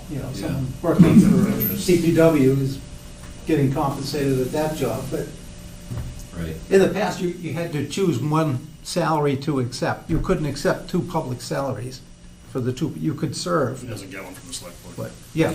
Everyone else does, just Gary doesn't. So I know one of the select board members in Acton works for the school district, works for the Acton Public Schools. Interesting. Right. So she cannot take her select board stipend, but she can work for the Acton Public Right. Schools. So, yeah, I guess You the question didn't is have to whether we. relinquish your town position as an employee in order to. But it might be because she's in the school She was system. already there first. She was already there, she's in the school rather than working for the town. So as a select board member, you don't have any oversight. She may have to over it. recuse herself. Recuse from any budgetary discussion of that. But you don't get Which we any do. oversight on the school budget. Something right? that Mel needs to, do we need to kind of figure out if there are more legal parameters around this? Because it sounds like there may be more. Or if like it's typical provision in charters. Right, is it just typical, or is it actually legally bound, or is it a 10,000? I can find out more information for you. And Mel, can you look into that, or do you have any input into that one? Are you hearing this conversation? You're on mute. There you go. I'm sorry. Yes, I've been hearing the conversation. This is stronger than any of the ethics. It's a very broad prohibition. You could eliminate it and just rely on the state ethics law. But this, I think, goes a little further than that and creates a prohibition that is not trying to address legal conflicts of interest, but policy level conflicts that arise when a select board member is an employee of the town or is on another elected board. I think we've been talking about if you want to become an employee, but we're not talking about a cooling off period. So should you be able to roll straight from, should you be able to resign from the select board and go become superintendent? For example, or. If it's for town manager. Or principal. 1 year cooling off, yeah. We had that with the, town manager, right? Yeah. But what if you want to just be a department head? I mean, there's no cooling off period? Because it seems like you'd have to make it generally for anything that would fall in your food chain. Yeah. Yeah, in the town manager's section of the draft, there's language that a current member of the select board would have to wait for 1 year before becoming town manager, or, like it's applying to become town manager. So I think it kind of makes it almost impossible for that to occur, if you ask me, but that's another, piece of the draft that we've been kicking around. We haven't really formed, firm opinions on any of this, but it's all kind of in progress. It is tricky because if you want to become a school teacher or, where it's like so many. Yeah. And why should we're not all select board members aren't, theoretically 18 years old. they're going to be 70. Yeah. So they're going to be starting careers in municipalities. So I am curious to see if there's more statutory guidance on that from the ethics side, besides just perception, obviously, that we'd have to deal with.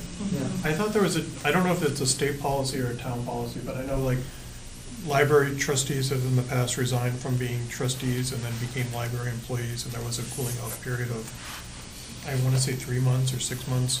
And I don't know if that came from, I'm sure the library didn't come up with that policy on their own. So it was either a town policy or a state policy that said how long you had to be off before you could go work for something that you had oversight on previously. State law.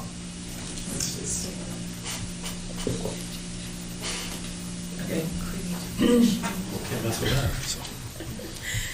All right, do you want to go through this, or do you want to go through some of the questions that we have, that you already have from before?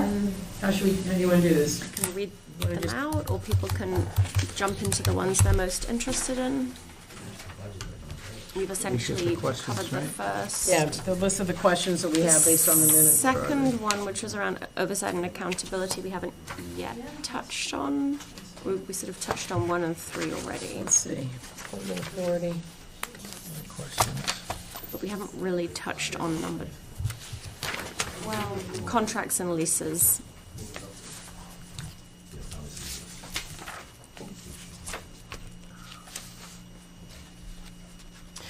While they're we mined some of the questions from the minutes that we have been saving up for you. That's where the questions came from. So, yeah, so you're talking about number 2 now, the oversight. Yeah. So the question on here is, what oversight role should the select board retain in the day-to-day execution of contracts, leases, or staff supervision if we're under a strong town manager model?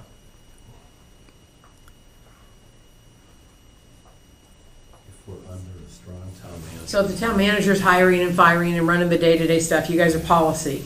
Yeah. Okay, so in that case, day-to-day execution of contracts, leases, staff supervision, and I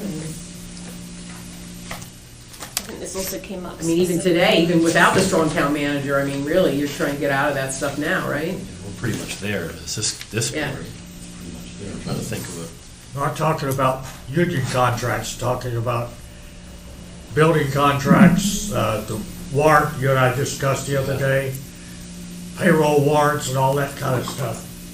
Oh, That right. you do now. Okay, I see. So signing payroll, all the town employees and everything.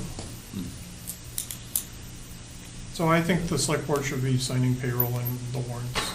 I think that's important. I think you need to. You do or you do not? I do.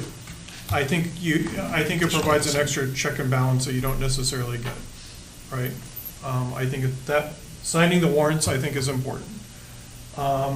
Staff supervision, I don't think we should be outside of the town manager, administrator, and the chiefs, if they report to us, I don't think we should be in the staff supervision business at all. The day-to-day, the execution of the contracts and the leases, I don't know that we should be involved in. I think we should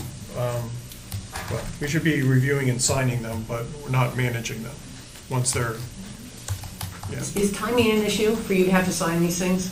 It generally hasn't been too much, has it? Well, it can be, though. Yeah. Yeah. I mean, we have to. We've delegated I think we've, $25,000. it's $25,000 or $50,000 contracts don't need to come before us. For like payrolls, so you need a majority of you all to sign a payroll warrant, basically, every couple of weeks, or whatever it is? It's all done through DocuSign now, so it's a lot easier for Yeah, us. yeah, it's not like we come in, it's very easy to, But It was a day, Joe. But it can be a problem. Yeah. yeah. In what way? In the sense, if Vacations. I'm on vacation, and Gary's on vacation, and, then we've got timing issues, and the HR can't run payroll if there's not enough people. I think it's inefficient, personally. I think needing that many signatures is,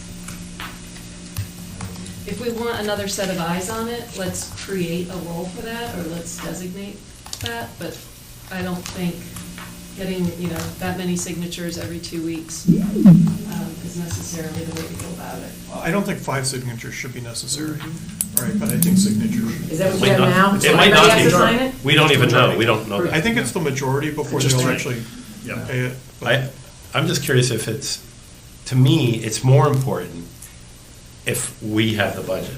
If we're the ones that are responsible for the budget and have to be responsible and stand up in front of the town with the finance committee, then it's more important to me, because I have some control over it, and where we're spending our money and what we're spending our money on insurance and the warrants. But if we're giving all of that to the town manager now, I'm more comfortable with him signing the payroll. I mean, if he's, so it's, I'm not, because I think you need the check. It's more of a check and balances at Yeah. that Would point, it yeah. just, like, theoretically, if the town manager were to be signing, but you required a select board member to sign, to co-sign, for instance, you know, would that That's So- interesting. allow for that checks and So balances? I'll tell you the other thing that happens is Suitcase. all the departments, at least some of the departments, if not most of them, that have elected boards, they sign their warrants already, right? I know the library signs, they vote every May, how many people have to sign on all of their warrants for payroll and their expenses. Park and Rec, I believe, does the same thing, that they, I know the planning board designates how many people they have to sign, because they just did it at their last meeting and they said 0. I'm surprised if anyone gets paid. A lot of the departments, at least, someone already signs off before they get to us. The school department does the same thing, so. And then on the payroll warrant. So you're saying that there's multiple levels, so they sign off and then you also still sign off? It could be at the same time, though. I think when we see payroll, we see all the people that have to sign it. No, they were already signed before. They've already signed? And then we see some. So schools will already see, the superintendent would have already Justin and the superintendent have signed before. signed, and then we see it, that's right. And the accountant, I'm sorry. and the accountant signs before you sign? The accountant sign, everything we sign is signed by the accountant, the school business manager, town administrator, and the chair of the school committee. So in a previous discussion, actually, the last meeting, Jim Duggan happened to be walking by and we got him in for about 20 minutes. And one of the questions posed to him involved checks and balances of a strong town manager. In that he identified his opinion, should we move in that direction, he would envision the town accountant as reporting to the select board as opposed to the town manager for purposes of giving that check and balance with regard to the town manager. I personally am for checks and balances from my background, I'm familiar with it, so that seems to make sense to me. And in that, I just want to push back, Mark, to you with regard to if the town accountant is no longer reporting to the TA or a town manager, and yet is an independent person viewed with significant responsibilities and the ability to speak directly to you, the select board, their supervisor, can we then streamline some of what is existing right now that, from my perspective, seems extremely redundant? And what my experience is that when we're into seemingly meaningless rubber stamps, in fact, you don't have a legitimate check and balance because everybody thinks that it's somebody else that's doing the check and balance. And that can happen. The rubber stamp can happen with some board members, but I do know that, I mean, I know you have, and we've got on the phone and called, why is this person, something out of the ordinary that one of us catches? So I think there's a lot of that. So I guess more eyes on it. But you're right. Can it be a rubber stamp? Sure, I can. I'm not saying it's just that. I'm just trying to say, I see that town accountant, if different than it is today, as being a potential change agent with regard to more or less becoming a little bit more streamlined. And I respect, should you want to still push back or articulate, no, we think all 5 of us should continue to sign off on these things in addition to the laundry list we heard a moment ago, so be it. So, I don't know, I don't think it has to be all 5 of us, I think some of us should. Like, Joe, does the water commissioner, do you sign off on the electric and water bills before they hit? 3%. So that would be the same. I mean, all 5 can sign, but Do you have 3 designees or just the first 3? first 3. So theoretically, you could have something similar where you say the first one. I assume that the first 3, once the first 3 hit, that they've processed it, but it's not marked as complete until all 5 of us do. I'd like to move on beyond the contract and the signing authority sort of aspect with another part of the question pertains to supervision. I'm aware that departments come together periodically for department head meetings. I don't know whether you're attending those meetings, each meeting once a quarter, twice a year. my question to you is, if we were to move towards a strong town manager position with numerous, we haven't gotten into other boards and committees, elected versus not, there's a lot of MOUs that seemingly have moved in the direction of being supervised by the TA as exists today. How will you, as a select board, should we move in this strong town manager direction, how will you stay in touch with regard to what is happening with regard to those employees? Because you're clearly not into day-to-day operations, and you shouldn't be. But you should have some aspect with regard to not just listening to the town manager in select board meetings and that person saying what the state of affairs is. You should be checking in, and so I'm curious as to how you envision, in a strong town manager, how do you envision the select board as being involved with regard to giving an awareness other than, seeing a town manager self-audit, self-assess? So that sounds so innocuous. We should, be talking to folks and making sure that things are okay, and when it works, that is true. If you feel like one of your bosses can walk in at any time and start asking you questions that maybe aren't intended as gotcha questions, but they're your boss's boss, and they want to know something, then all of a sudden it is a gotcha question, or it is a, well, I don't know if I'm, am I allowed to say no? I don't want to say no because that's my boss's boss, but, and so, our policy is to not do that. So I'm learning something, Yep. so thank you. That's our code of conduct. Yeah.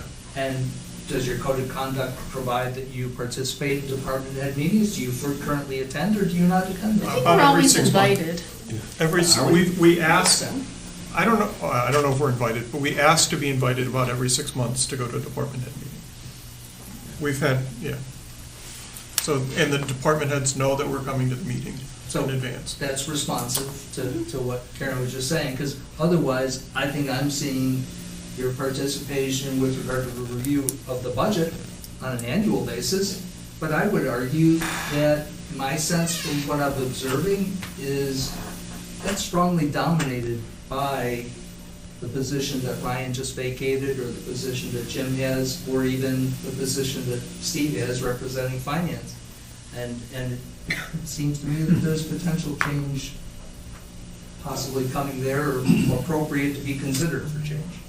Going back to reviewing the warrant and signing the warrant, I get a lot of insight from that, and sometimes it does foster some questions where I'll call, typically I'll call Michelle and say, hey, I noticed this outlier, is this something, is it okay if I call it Alicia, or whatever it is, if all of a sudden Park and Rec has this exorbitant expense, I'll usually push back to the accountant, and typically they're able to justify it and let me know. And sometimes I'll hey, Jim, I'm going to reach out to Alicia and find out what's going on. And there's always a good reason, but I'd rather know that and not have it slip by and get rubber stamped and have us spend $20,000. Didn't we just spend, Last one for me, and I'll stop. I'm interested in, on an ongoing basis, as we go through this process in the coming months, how you envision wherever this goes to, your participation, your role as select board. That's the omnibus question. Select board managing a TA or a TM with greater responsibilities possibly than is given today. How do you envision that working? I think that's something that I'll want to loop back in to understand as this group comes up with recommendation, and I'll stop there. I'm not necessarily looking for response, just putting that out as a definite interest in me as one of this group. So you're asking how we would interact with? I'm saying over the coming months, I will be interested as this group evolves with regard to pursuing a strong TM or keeping it exactly as is with regard to the various decisions that you've asked us to consider. That would be an interest. There's some things inherently that we have the ability, like when there's an EEO issue or something, discrimination, that comes in front of, we're the end-all be-all, this 5-member board. to make a determination on things like that. So I think that would probably be enhanced even more to potentially to the point where we could be a little bit more involved in sensing sessions where employees could probably be a little bit more comfortable with the 5 executives, because we're not directly responsible per se to their day-to-day operations or their, so I think there'd be a little bit more freedom for employees to be able to discuss with us some of the serious issues that they might have, which could be a good thing at the end of the day, I don't know. But right now, there's probably a little tension because we make a lot of these decisions that would eventually, if it did move to the TA, the town manager, it would definitely change a little bit. So we'd have to see what that looks like on the other end. That isn't our policy, that we get involved with mediation if it can't be resolved at the staff level. Right, but yeah. Whether it be a union thing or a non-union thing. It seems there's a sort of emerging theme around oversight, sort of ultimate executive authority, but at a level that isn't wasteful or cumbersome or sort of inefficient. It seems like that would be something where you don't necessarily want to use the select board's time to get involved in the machinations of day-to-day, but if something is deserving of that kind of higher level oversight or intervention, that that there's a mechanism for you to find out about it, and kind of have that communication flow, and that you have the authority or the ability to engage in and almost hone your attentions on the things that are sort of that warrant your attention. Well, fraud, waste, abuse, right. The sort of EEO things like that, because we are elected by the townspeople, right? So at the end of the day, there's an accountability there that we should have that authority at that point when we see things, to be able to act as a board on things that are very critical, liability-wise to the town, that potentially could cost the town a lot of money, but putting all of that on one person is definitely, in my mind, dangerous. So I don't think there's any town manager situation where where they're the true king of the town, so to speak. The select board will always have some authority. So I asked that to sort of tee up one of the other questions that we were going through just kind of systematically last time, for instance, around leasing and use of town facilities. And we could see that had potentially a huge spectrum where, whether you approve the use of Fay Park for an event through to leasing large swaths of town land. So I'm kind of curious where you might muse on that a little bit. Like, are there elements of that seem very much administrative, and you're like, you currently do it, and you're like, you know what, that's not really the best use of our time and might be better suited under the head of the town to manage, but there are some places where you would want to maintain that ultimate kind of authority. Is there a threshold? So on the things that are like day uses, there's no reason for us to get involved in any of that, with the possible exception of as an arbiter, right? If the town administrator manager says no and then someone wants to appeal it, we would be the appeal authority. I agree with that. But other than that, if someone wants to use Fay Park, I don't go for it. But then you have the things like the orchard lease or things like that are a lot more, have a lot more lasting impact than the use of Fay Park for a day, and then those I think we need to be much more involved in. I don't know that we necessarily had to be involved to the Orchard Working Group level, but we didn't have town staff that could take that on as their responsibility. So we kind of have to pivot to take those things on when they may or may not be under our purview, but there's no one else that can do them and they need to happen. So, sorry, one more follow-up question, like to avoid a situation where we say, well, it depends, do you have a sort of intuitive sense of where those parameters lie? I mean, you mentioned like day use of Fay Park, leasing the Gog Orchard, like, is there a reasonable place where you would sort of separate those things out. If I wanted to rent the center on Shattuck Street to have a party, it's a nice place, I'd like to have a party in there some night. Yeah, it's really an awareness. I think it's more temporal, like, is it a 6-month, is this a 6-month, commitment, is this a 3-year commitment? And I would say that would naturally filter out the things that we really shouldn't be responsible for, and would let the things that, like the orchard, percolate up to a level that they will have the extra eyes they should. What it probably should be is we come up with a policy on how you can use the building, right? What the terms are for renting Shattuck Street or the multipurpose room or any of these. And then we let the town administrator manage that policy.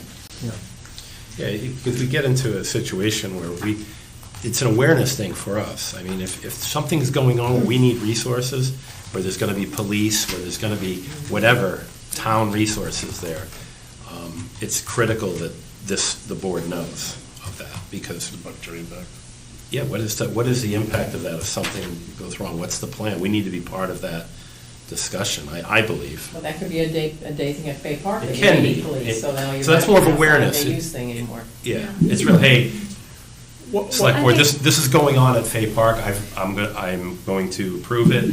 Any questions before that's more of the thing. Yeah, you can control that though as a board, as town manager. Look, we need to know if you're doing these things. Go ahead and have it. Well, we need to know.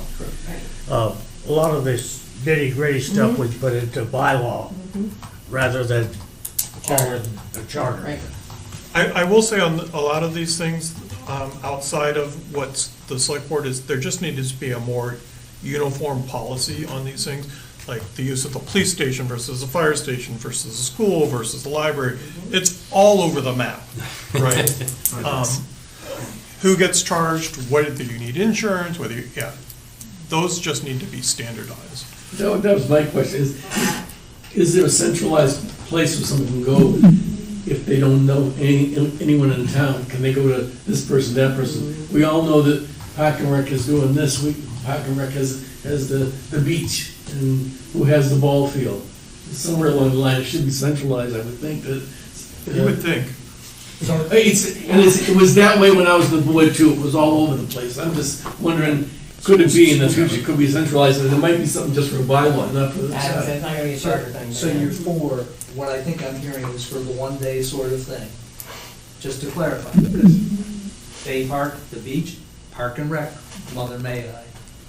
Use of the library, is that library trustees? Library trustees set the policy, and then the director controls. But my point is, from a unified town with one-stop shopping with, I'm a resident, I would like to do this, can I go here and get a definitive answer and not be, as I personally was, with somebody asking me, I'd like to shut down the street for a one-day, multiple-hour event. I chased it to 2 different people because nobody could tell me the answer at a pretty high level in this town. I was told, go to the fire chief, go to the police chief, and go to the DPW director, and I was left floored with regard to, wow, so are you for crossing boundaries that exist right now? Because there are many boundaries between elected officials that have authority with regard to one-day usage of various facilities throughout the town. Are you for consolidating that, or do you want to maintain the silos that we currently have? I don't see it as a charter thing. I think part of the tracker is to identify things that should be addressed in the bylaws as well. Yeah, but I guess, I don't think we have the sophistication. I don't know how we would implement that. I don't know how one person or one entity would be able to absorb all of the minute-by-minute bookings of the school department and Parks and Rec and the library. That's the answer. Yeah, I don't think we've got the infrastructure for that. Well, the first thing we ask when someone's going to use any select board owned is is this cleared by the police chief already? Has the fire chief seen it? Has DPW? So we're going to ask those questions regardless, so I think. Can I change the tack here, because we're going to run out of time here, we usually end pretty soon. I would like some general sense of it. Right now, we got the TA and the people that, they are appointed there and work basically for the TA, and then we have all the other groups, right? We've got Park and Rec, and we've got whatever, you know, they hire their own directors, and they hire their own employees, and so on. So presumably, you know, once upon a time, the select board they were in the day-to-day, and so they ran the day-to-day part of the town, and then Park and Rec ran their part of the town, and whatever these other groups, I'm not picking on them, but they just come to mind all the time for me. So we understand why it would have set up, but now if we're stepping back, and now select board is now more policy, and the TA's running the day-to-day. So then, do we see the similar thing going with these other groups? Or are they still hiring people and running we have the MOUs that kind of cross over some of this anyway. But what is your feeling on this, of, you know, versus a TA or a TM, whatever we want to call them, really being involved in the hiring of all these people that work for the town, versus the individual boards doing that? I think it should be the TATM doing it through the department heads. I think the MOU should go away, and everything, all personnel Chain of command. falls through the chain of command.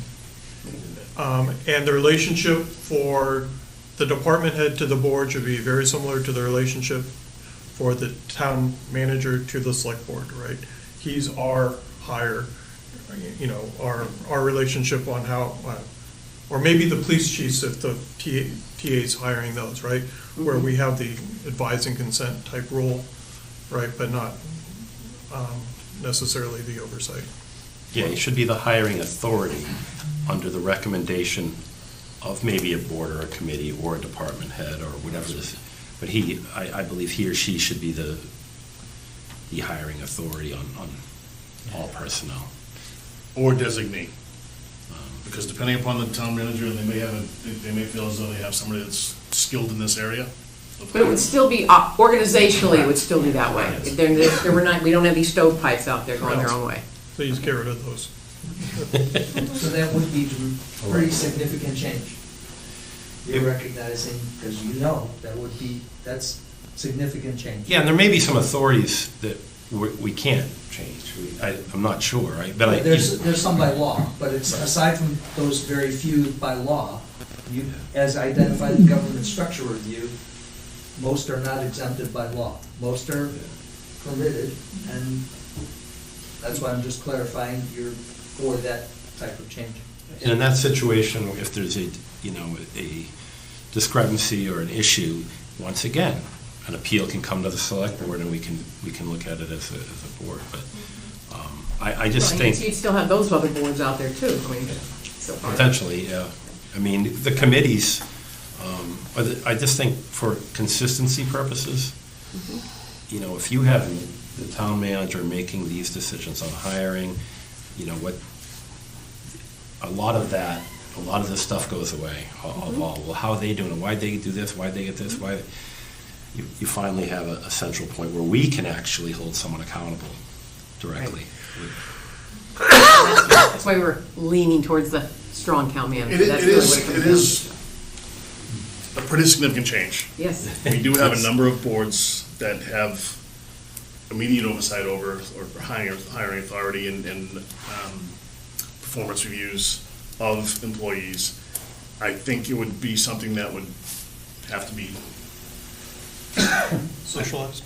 Socialized, I guess is a good way to put it. Yes. Oh, totally. Oh, yeah. Yeah, I mean it's no matter who is in that position, there are personalities that are involved. There's going to be conflicts between personalities, and having 5 people, well, you just have to be on the right side of 3 personalities versus if you're on the wrong side of 1 personality. I mean, it can ruin a career. Yeah. Right. Yeah. So I almost in the beginning, I'd almost say that for the hiring process, we start sliding that authority towards the town manager. But as far as anybody that's grandfathered, if you will, they would. Oh, in terms of the reporting relationships now you're talking about? I think you're saying that implementation and transition. Correct. Yeah, okay, yeah. I don't think they should be completely grandfathered if they go, but it should be a runway. It's not like you flip a switch and ta-da, now you have a new boss. You know, it's gotta- Yeah, and we haven't even talked But the about. MOUs are kind of in place for most of these anyway now, right? Which kind of has already transitioned some of that. No, not really? Yeah. No, you know better than I do, I'm just It's there, saying. it's there, and. It's just how much they're really it's an improvement, acknowledged but- or not, right? Yeah. But yeah, it's not a substitution for an actual chain of command. But it's allowing I the would- TA now to do day-to-day supervision of a lot of these folks that they didn't do before, so. Correct. And frankly, You think so? I think we have to do a better job of educating the town administrator of where those MOUs lie, because I'm not sure he, until recently, was sure of where they, until this all, you guys started. Well, and then you hear, well, somebody Rocks. said, well, we rescinded ours, and then he's like, well, is that in writing anyhow? So Right, right. he said, she said. It's like, seriously? The MOUs also, give the departments a runaround, an end around the system. Like if the TA tells them to do something they don't want, they just go to their Go to board and say, dad. hey, it's the mom-dad Right, type yeah, thing, yeah, and that needs to be solved. Right, okay, well. I would say on a purely practical level, no, there's no other board that meets as often as we do. And probably, I would put forth that there's no other board that spends as much time outside of meetings on their duties as select board. If select board's getting out of the business of hiring and firing, I don't understand the justification for somebody who's even less available to be doing that. Yeah. Good, that was confirmation, thank you. Once a month board, or. Whenever. Yeah, go ahead. I don't want to by any means go and relitigate anything that was said, but Karen, you mentioned one comment around whether or not that leasing business should be in the charter or not in the charter, and I think one of the things that brought us into those rabbit hole discussions was that some of the draft charter language sort of reads a little bit like a JD of the town manager. Sort of the town manager shall have the authority to, shall be responsible for, and so that's when we sort of get into leasing and managing town buildings, or blah blah blah. And so when I think we were discussing it, it was, do we want that in there? Do we not want that in there? And so not the tiny nitpicky details of like which buildings or anything, but just has jurisdiction over, and I think that's the language that we are kind of grappling with at a high level. Would you want that kind of stuff in there or not? Let's just read it verbatim. Yeah. Have jurisdiction over the leasing, rental, and use of all town facilities, including land and buildings, except those town facilities under the control of the elected school committee, the municipal light board, the water commissioners, and the library trustees. The town manager shall be responsible for the maintenance and repair of all town property, excluding school buildings.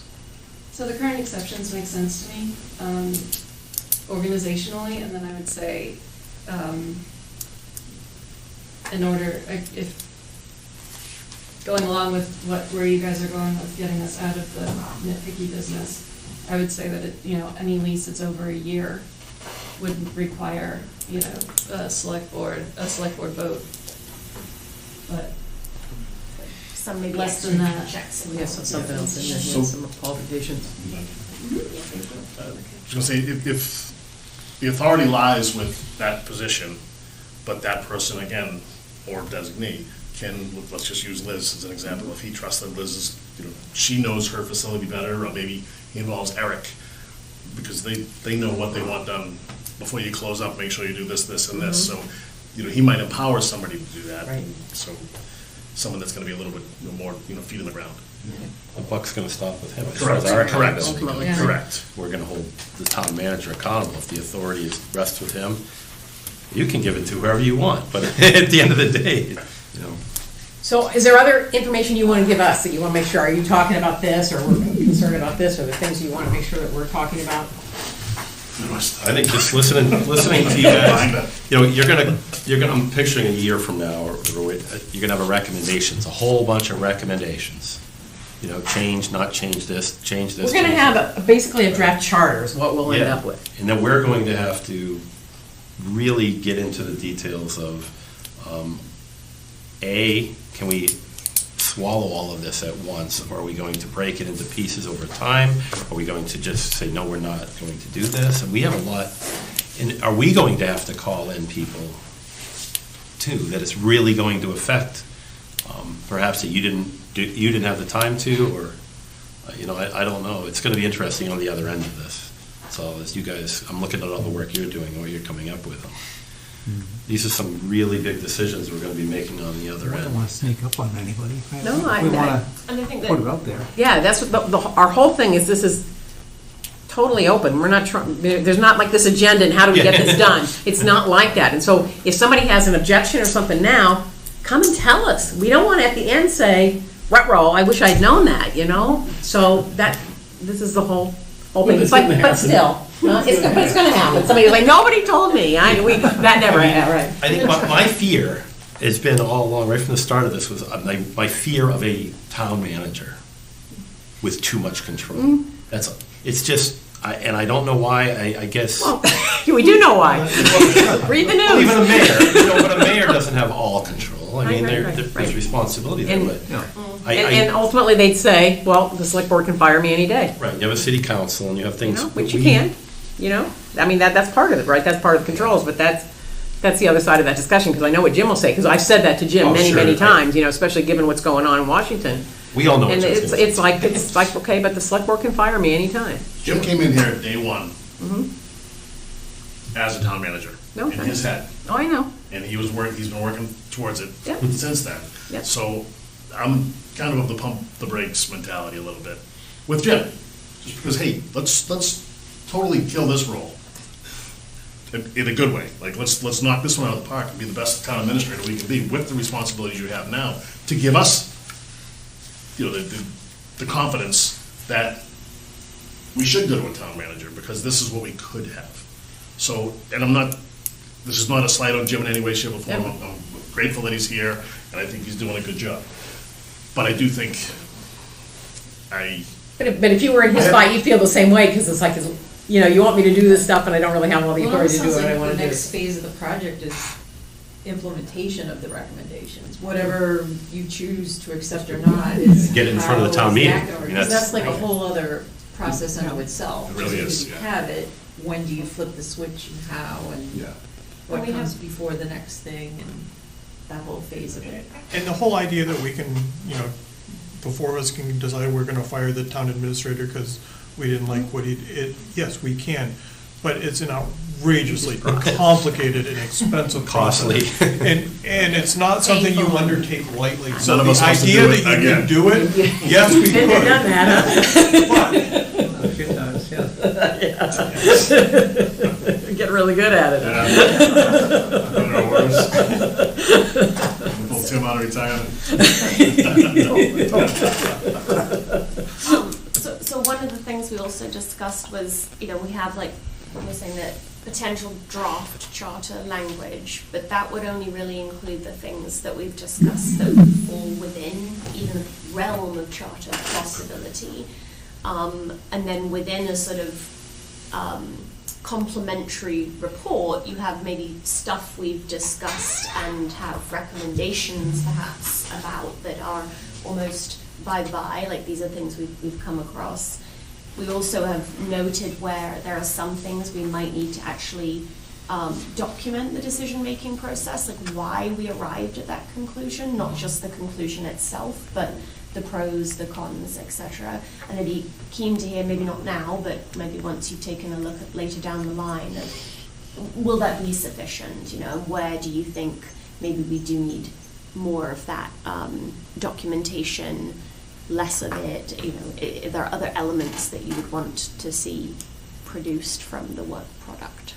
I mean, we'll always have ways to tighten up the other end of this with policy.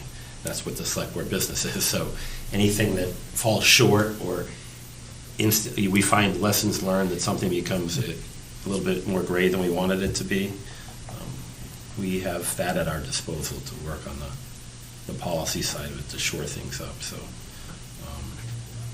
and out of this, we're going to potentially come out with a charter call with a whole slew of bylaws potentially. And policies. And policy. Mm-hmm.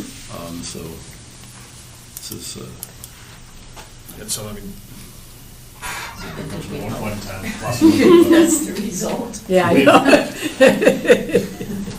we had mentioned at one point in time, Mark, I love talking to you, I'm talking to Gary, about, with policy changes, there could be something that's more critical. Our policy could dictate supermajority instead of just a majority vote in order to execute on something yeah, more huge critical Yeah. Right. charter, type things for the warrant. We want to go with a supermajority on when we're making huge shifts to how we operate. That's our discussion. Gosh. Anybody else here? Any specific questions while we got them here that you want to? Good. It's been very helpful. Well, very reachable. Thank you. And, I mean, reaching out, I don't know how much data you're getting, I mean, I'm assuming the Collins Center's give, this isn't all coming from a little vacuum, this is other communities. And I'm Oh, yeah. hoping successful communities. And one of the things in here, and one of the documents they gave us, they actually came back and they said, well, this is how, the wording from 3 other town charters, how they did this, okay? Because that's a lot, well, how do other towns do it? So that's a lot of what they bring, so. I like the thing of Littleton, we're a very successful community. Mhm. And that's why, when I'm in talking about, being a little more tentative or not jumping all in, it's because I realize that, and I see communities that aren't, that are really strong. All around us. So you're trying to figure out what is going to be, just to even make Littleton better. What's that push across that's going to make it more efficient, kind of push us into the next decade, 2 decades, moving forward. So I really appreciate this, but it's No pressure, guys. it's a bit scary to some degree, but thank you guys. We're here the whole way, whatever you need. Okay, thank you. Thank you for All coming. right, thank you. Thanks, guys. Yeah. We're not adjourning. Well, I think we've gone, I think we got done what we needed to get done, right? Just didn't know if I missed it. Okay, no, you haven't, no, we've said thank you to them, but I don't know whether, do we have anything else we need to discuss? I think we went through the administrative stuff up front, right? Mel, do you have anything we need to talk about No. before we hang up? No? No. Okay, then, all right, then. Move to adjourn, somebody? So moved. Second. All's in favor? Aye. Okay, thank you.